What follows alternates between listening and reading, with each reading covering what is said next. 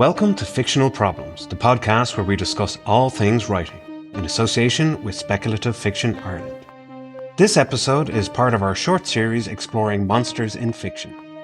Today we look beyond the claws, fangs and stitched-together bodies to ask what these creatures really represent, from Dracula and Frankenstein's monster to the Wolfman in Dr. Jekyll and Mr. Hyde.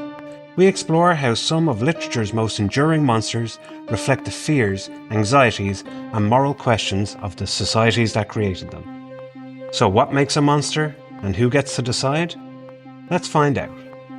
Join us.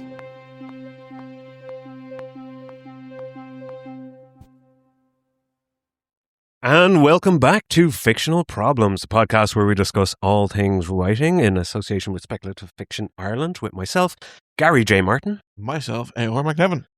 And here we are today. We are going to give a brief discussion, probably in a number of parts. We're going to see how far we get. I think brief is the opposite of what we're going to do, isn't the idea that we're talking about monsters. Monsters being a large category, so this is going to go long. Well, yeah, even a brief discussion might run into several hours. Yeah, so expect this to be a multi-part adventure.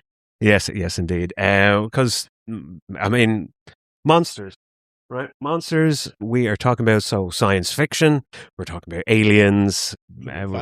Fantasy, we're pick up the Monsters Manual from Dungeons and Dragons. It's monsters are the adversaries. Monsters are the things that the heroes fight in a lot of regards, or are present or exist as antagonistic forces in the world. Well, that's I think you're already pigeonholing them, which is man, am I monsterist? No, but you're monsterist. Yes, you're monster. Am I monsterist? You're monsterphobic. I mean, I never knew I was monsterist. You're being monsterist. You're advocating on behalf of the monsters in this. I can. I'm sure you will. And see how this goes. No, I do like the idea of monsters as heroes. Because the monster is, because as we'll go through in various points, the monster is a archetype. Mm-hmm. It's a manifestation. It's a expounding of a single idea into its monstrous into a monstrous form. Yeah, is something monstrous something that which kind of crosses social lines? Something that is behaves in an abhorrent manner. According to norms. Well, and what norms? So, the societal norms that you establish in your story. Well, but because you are. No matter what society you're coming from, you're going to have to select down those norms, and then you're going to set them against them. So if we start off in, say, the classics. Yes. Let's go way back. Way back, a couple of hundred years. Not into ancient times. No. Well, as in kind of our Frankensteins, our Draculas, our Jekyll and Hydes. Yes. They were expressions of what the psychiatrists were thinking. Yeah. That they were a sign of the times. One could say, that it was, or sorry, one could see them as the idea of living forever or extending life. That the body horror that each of those three kind of represented. That whether it be the perfect social predator that was Dracula, or the animated form that was Frankenstein, or the completely changing oneself, unbridled strength and violence associated with Frankenstein. That sort of thing. Is it a reflection of society at the time that these stories were written? I wouldn't say that the original was that focused on unbridled strength. I'm trying hard to remember, to be honest. But he was a monster, to be sure, but there was a gentleness to him when he first was born and was shunned by the father. That it was like you can look at it from a kind of a science and religion point of view, which was a big fight back then, and you can look at it as a personal story. As I think the most recent version, the Del Toro version, which I didn't actually like that much. Okay, and despite the fact that everyone's railing about it, I'm discovering I'm not really a fan of Del Toro's work. Slightly more sympathetic character than previously depicted, say in the golden age of Hollywood era. Yeah, well, in the golden age, he was the monster. Indeed, one could say that.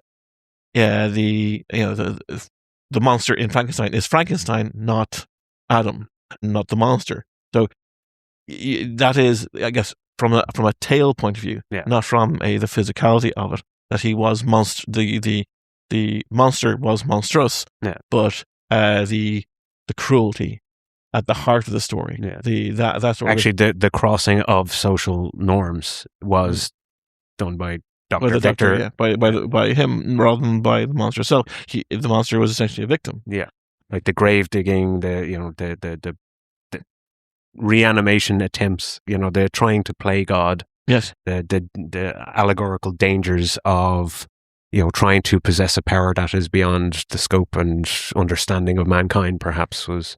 And then the rejection thereof. Oh, yeah. That's I think that's the thing that you could also look at cautionary tales.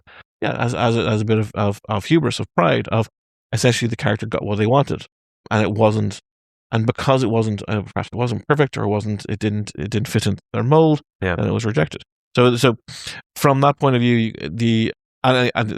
we take Jekyll and Hyde, a lust to be something else formed into this killer being. Yeah. The Dracula story, the Dracula story that we would be more familiar with as the Francis Ford Coppola one is more about romance rather than, and in that the suitors, the defenders, are kind of more the monster, preventing this person from finding true love again. It's you've killed a whole fucking bunch of people. So there's a lot of dead people here. Does he get the I was going to say right off into the sunset, but not Dracula. Exactly. Although he couldn't move in daytime as well.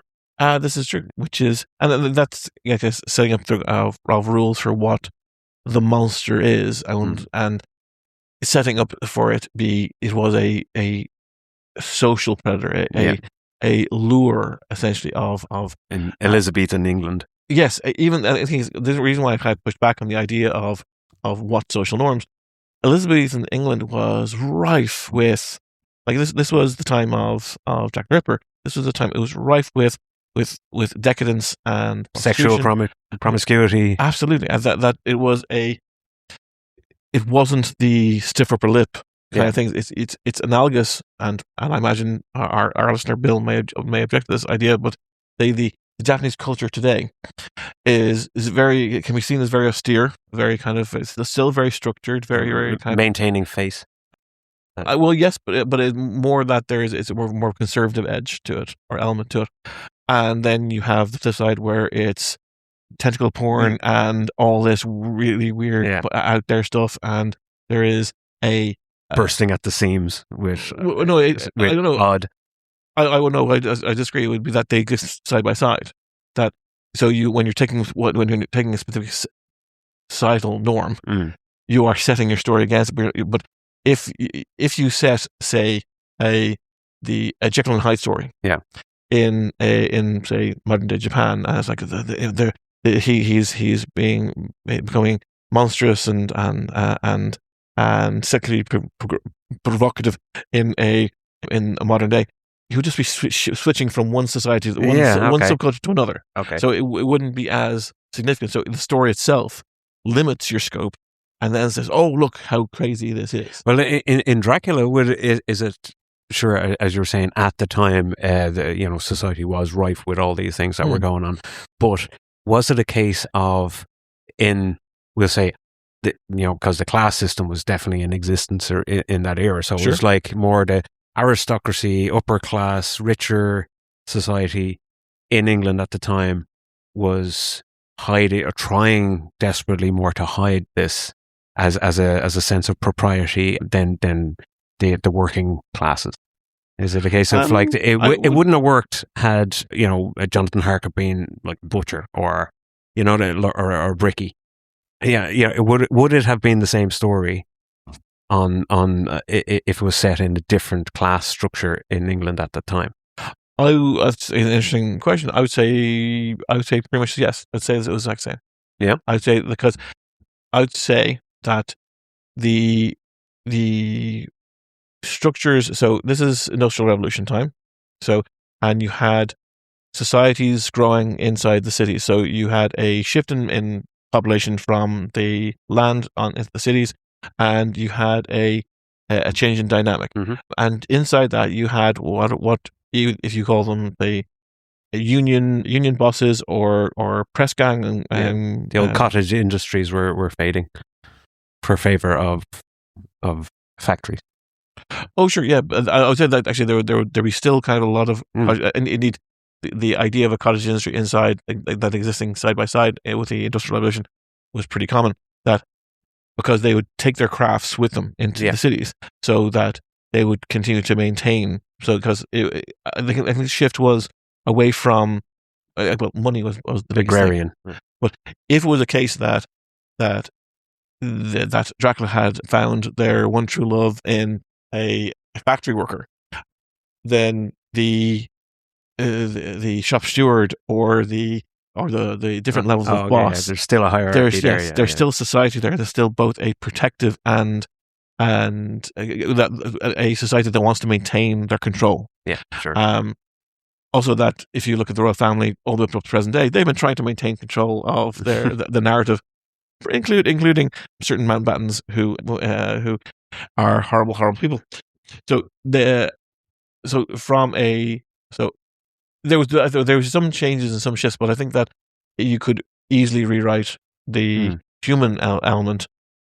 It may be that because Mina wants to marry for love, which is that you could say that the suitors that were looking at Lucy, they were looking at a dowry. Yeah. So you could say and that Mina wasn't offering one. So that they were hopefully that's caught on the noise gate. Yes, hopefully that. But the listeners probably can't hear the dog dreaming in the background, which is so cute. Yeah. I might leave it in. Yeah, it's nice to having a nap. It's just having a nap over there. It is quite funny.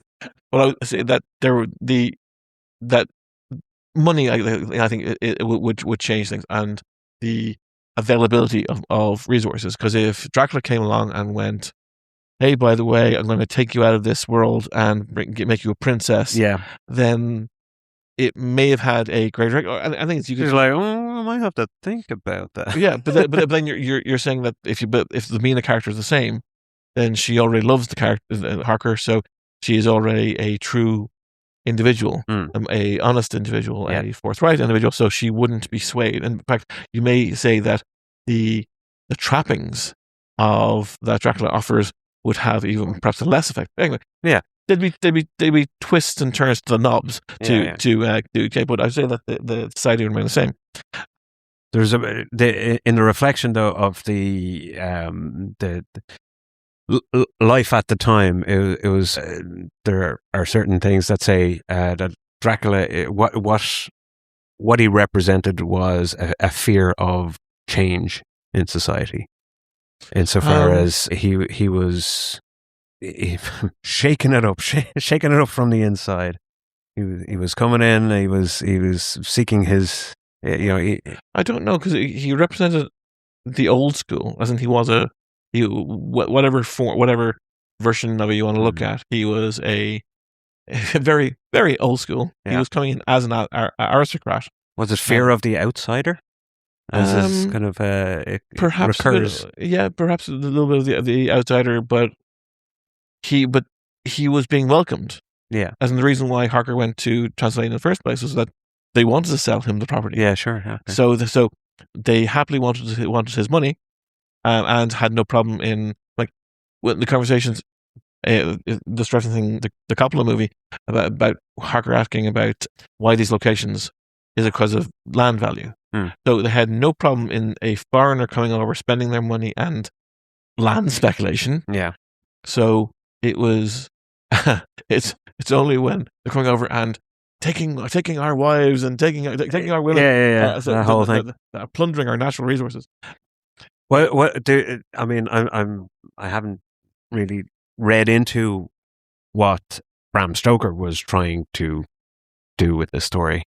As in, what particular message was he trying? I don't know. I don't know. I'm not entirely sure. I didn't do a deep dive before this episode, because this is about monsters in general rather than Dracula in specific.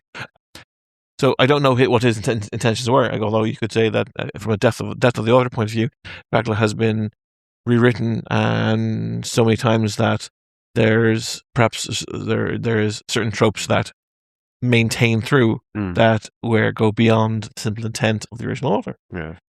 That in itself is a worthy of discussion about stories and their nature beyond the writer. Yeah. But let's keep it on topic. But things such like the idea of the wolf man, the werewolf character is like it wasn't in the original. So that manifestation was, I guess, in the movie. Yeah. That was the essay scene where it was where he didn't want to be seen doing that, but there was the carnal aspect of it, the carnal aspect of the Dracula creature, or the Dracula mentality, is that as in, he clearly had several. He maintained his quote unquote wives. Yeah. By happily giving them babies. Sure. Not in the. Oh no! I mean, even moving away from Dracula to the werewolf idea of the werewolf character. Like, this is kind of going back into stories from ancient times, like folklore, like lycanthropy. Lycanthropy, yeah. Okay. As in, the story are analogous to like the fear of losing control of your humanity. These stories are always they are grown in environments where there is a fear the society has, if it's local or even broader, sure, of a thing, and that might be like losing your humanity or hunger, like turning you into like in First Nations mythology, the idea of the Wendigo. Sure. Like the hunter that goes off into the cold forest and hunger consumes him and turns him into a Wendigo that now feasts on. So there's always the monster is a representation of human fear. Sure. Of fill in the blank. Fear of X, fear of Y. Yes, I know. I actually take that as a good one. That so even the origins of like the Strigoi, the Eastern origin are of similar Dracula myths or similar vampire myths, that because one has to come from an understanding of these things don't exist. Yes, so they are completely invented. Yeah. So what are they? Why are they being invented, and why they kind of capture the public attention? And I would say yes, that it is a fear of not knowing the person who is right beside you. Yeah. That you, whether it be the wolfman who is at one moment they're completely fine, next moment they're not. Yeah. Now you could say that's like Hulk. Sure, but I guess that's what I actually Hulk is a good trigger as well. It's triggered by anger. But I would say that the Hulk is more in some depictions he's a rage monster. In some depictions he is more taking actions that the person that banner could not. Yeah. But with the case of the more kind of folkloric character types, that at one moment they're normal, next moment they're not. Yeah. That's so many different forms of psychological issue can be pointed at that. That's where these monsters are born, I suppose, in the human psyche. Obviously, they're all like you said, they're all made up, so they all have to come from somewhere. And whether they're coming from a dark psychological place or they're coming from a collective community fear of a fear of winter, or a fear of starvation, or a fear of the other, a fear of those those in the other village, they're all strange people, and they well, even if you look at it's the line from, I can't remember the Roman who used to end every speech with, is either Delest Carthage, or Carthage Delest, which is Carthage must die, because Carthage was a baby killing nation, or baby killing city, and then they eventually invaded, wiped them out. But it was the same type of causing the local population by story to push and attack.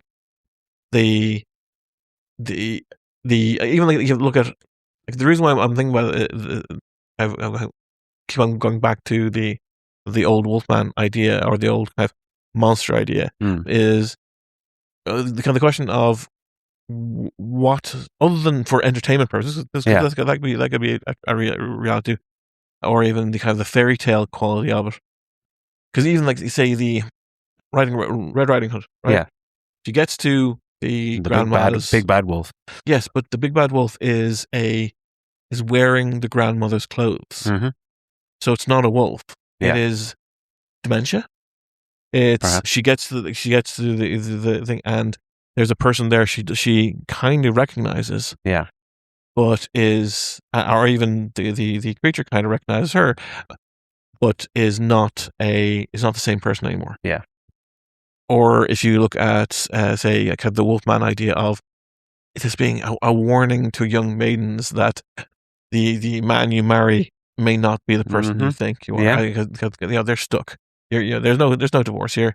You're stuck with that man, and even from on the surface appears as one thing, but beneath the surface and as part of their nature, they are something completely horrid.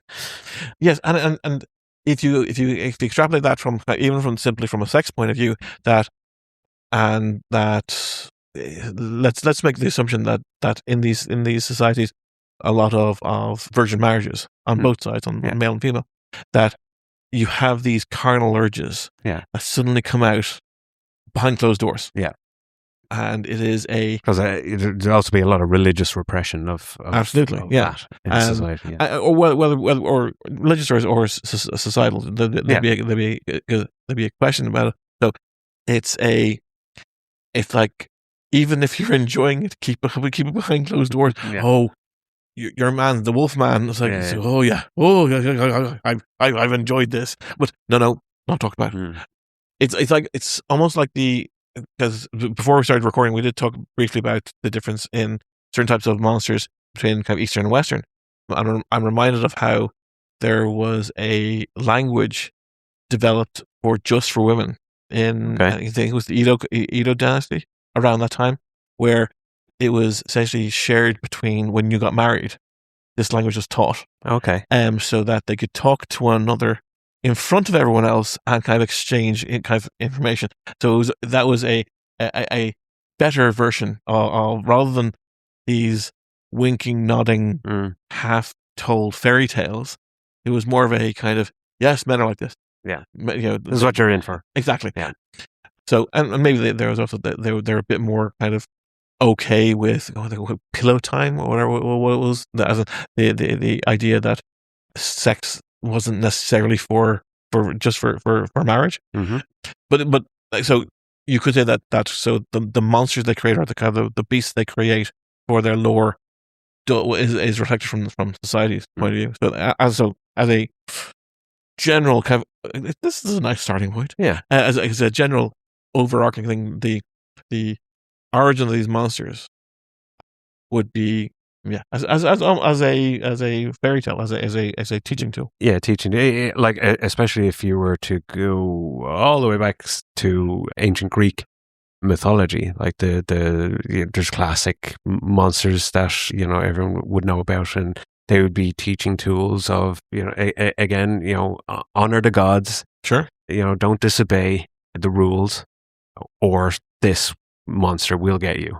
Be it a kraken that will be risen out of the sea by Poseidon to destroy your entire town if you don't honor the gods. It was about honoring the gods, and it was about maintaining that pillar of that society. Yeah. It's like, here are the stories of things that happened in the past. We know you. Yeah. Unfortunately, you can't verify that all these people were wiped out. That's the thing. That you trusted the people telling you the stories. Yeah. You rarely left. Your village was your life. Yeah. If you went wandering at all, then you maybe never heard from again. Yeah. What was it? Medusa. Yeah. Her sin was of vanity. Sure. So what happens to the most vain and beautiful woman in the world if she's too vain? Sure. She becomes a hideous creature that is so ugly she turns people to stone who look at her. Yeah. Which you could say that's a way from a patriarchal society to diminish essentially the power that a beautiful woman has in society. And it, and I think I'm going to take it small tangent off because it's interesting.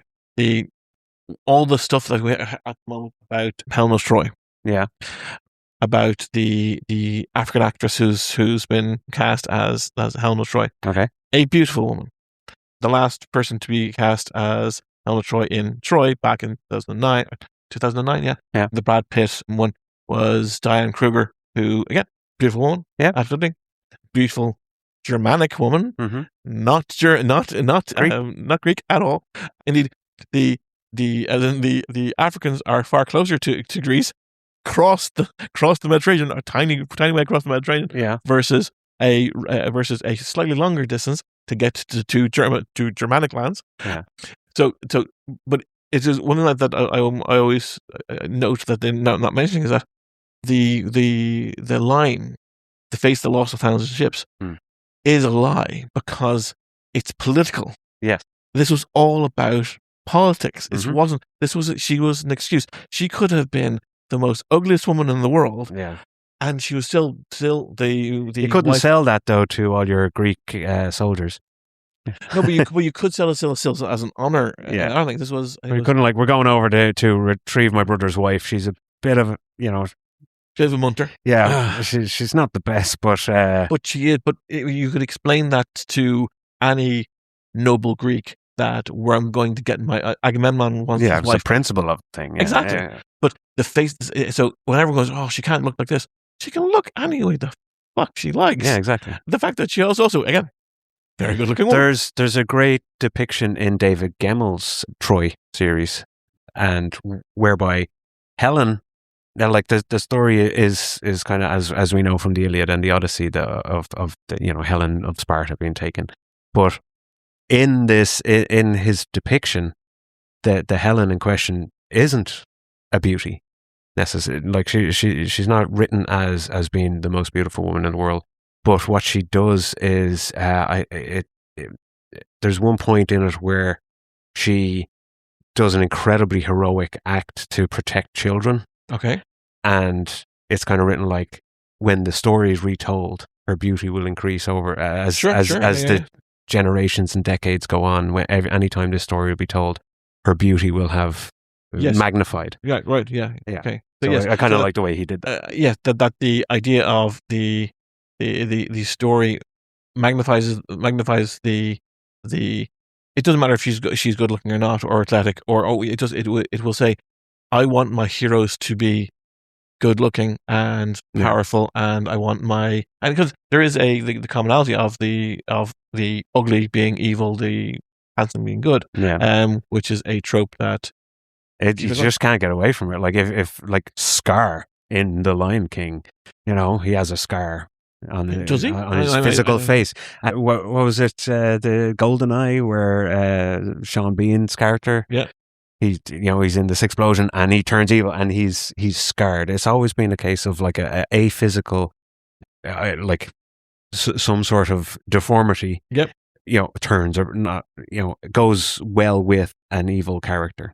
Oh, sure. Just but going back to our core discussion, that if you ignore, say, the kind of the scar, if you just go from, say, a physical deformity, then this is before genetics. This is before an understanding of a good understanding of medical science. Oh yeah, that someone who is deformed, you do not want them marrying into your family line, because on an innate level, that brown hair into a blonde haired family, but brings brown hair. Yeah. A dark skin into a light skin family gives a darker skin. Even left-handedness, though, at one point was seen as like if someone is left-handed. Sinister is like the word sinister means left. Oh, sure. Sinistre. Yeah. So but that would be maybe it's also because all the tools were shaped for the right rather than for the left. So it was a further expense. But they were seen as going against the majority, and not going against, but being different from being the other. You're left-handed. You're different than everybody else. Yes, but I'm saying how is that being expressed in a day-to-day? That you have to I know left-handed people who have to use a mouse a very different way than everyone else uses a mouse because or if buttons are at your thumb, then they're actually going to be at the heel of your hand. Yeah. So you have to create new tools. You have to go a different way. You have to be that the difference is objected to not because of it being different, because something can be positive and being different will be happily embraced. Yeah. Something that causes a cost or causes something to go, we classically wear our swords on our left hip, so when we draw them out with our right hand, and you're wearing, so we have to now design. I have to think up a whole new way of fighting because you fight with your other hand. That's the thing. That's a positive. Yeah. So if you went into a fight and suddenly you could, the Princess Bride, if you can, I'm not left-handed. If you could fight with your other hand, suddenly you gain advantage. Yeah. So that's what I'm saying. That the aspect itself doesn't necessarily have a negative. It's what it is causing around it. Yeah. It's what it was seen as, and that's, I suppose, if you take that parallel, it's a case of things that you have two lines and within which most of society fits. Sure. So bell curve, for example, where the majority of population is fitting into the normal distribution. Sure. Yeah, normal distribution of the bell. Then you have a normal distribution is the bell. But at one end of the bell, you have those that stray outside of societal norms or averages. Yep. In a positive way. They're heroes. Sure. Yeah. They are the heroes, as in they are stronger than ever. They are faster. They are better fighting. They are more honorable. Whatever it happens to be, they are more of in a positive way. That's what set them aside as heroes. Yeah. Conversely, the things that are at the other end of that scale, things that more villainous, more evil, you're making a twisted supposition into that of what makes someone villainous and what makes someone heroic. No, I'm just saying that there will be a percentage that are on the other end of that. I understand, but I'm asking. So you wandered into my field. Data analysis would be my field. Oh no! How do I get out? Where's the door? Where's the door? Yeah, run away. I'm not wearing a shoe.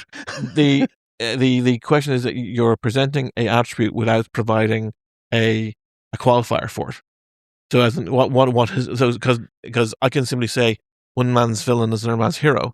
That victors write the hero. Write the hero. Victors write the history books. Yeah. So it means that you could have someone who is villainous, and all you're doing is flipping the script, and suddenly they're the hero as opposed to being the monster. Yeah. Or you can take someone who's colloquial to us, Oliver Cromwell. Cromwell is considered to be pretty much a prick to if you look at Irish history. If you look at English history, even though he killed King Charles II. Oh, that's very cheeky. There's a great line from the Oliver Cromwell song by Monty Python, which goes, the most curious thing about King Charles I is he was 5'7" tall at the start of his reign, but only 4'8" tall at the end of it, because of Oliver Cromwell. So, but Oliver Cromwell, he's the one who created the first modern army. The model army. He has so many positive things linked to his name. You talk about in an Irish context, he's a fucking brute. Yeah. So, does that? Are we still talking about monsters though, as opposed to villains? I don't know, but monsters are so. From a historic point of view, I would say monsters are monstrous characteristics. Yeah, are fables and fantasy and in more modern times sci-fi ways of expressing certain characteristics. If you were expressing a Oliver Cromwell story, say if you put Oliver Cromwell into a fantasy, he would be a monster. He would be a shape-shifting monster because on one side he is seen as great. On the other side, he's seen as so. you could use monstrous characteristics. You could enhance the story using monstrous characteristics. So as a more modern character, he is still seen, even though by the way we describe him, we wouldn't describe him as a fiend, we'd describe him as a bastard. Yeah. We wouldn't describe him as a beast. A ghoul. Yeah. We would be a more modern interpretation of his character. But is that the traditional view of what a monster is that something possessed of supernatural qualities, is like something beyond the human ability, either in terms of a magic set that they have, or shape-shifting, as you said, or like super strength, or like something that is so you have supernatural abilities to the monsters, as in Medusa can turn people into stone. But supernatural abilities can fit on both sides. Yeah.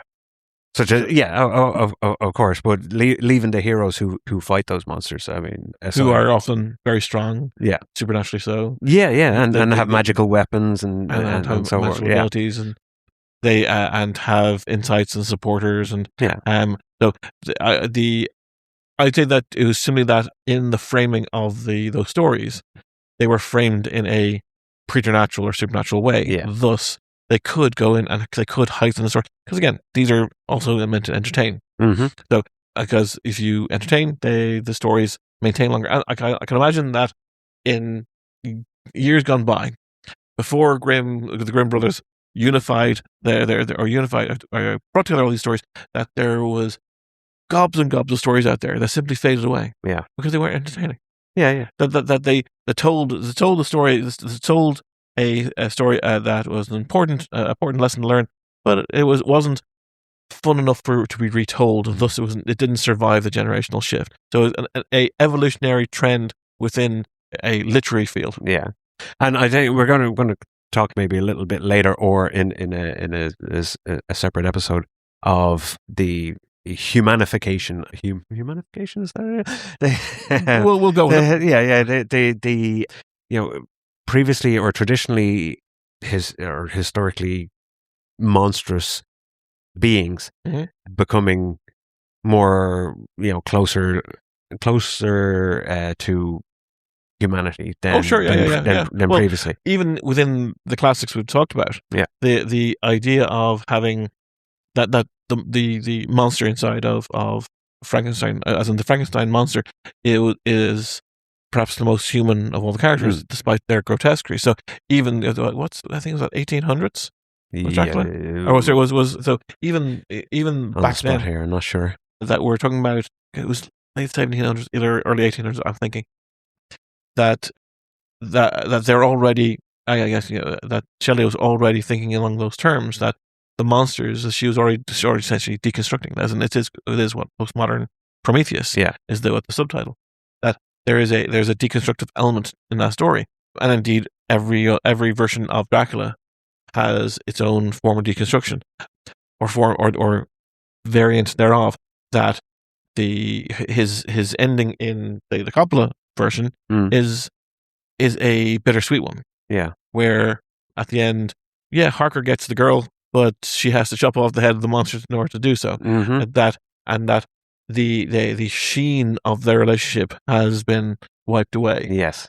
So they may continue with their marriage, or they may there is a sense of now they've suffered through this thing. Yeah, and they're changed ultimately. Yes. Yeah. But the characters themselves, the Dracula and or the Frankenstein monster, they retain human characteristics. That's something that we can we'll investigate next time. We'll talk to you then. When we continue. Sorry, we of course keep watching the skies. Keep watching the skies. That's not my line though. We will. And cut.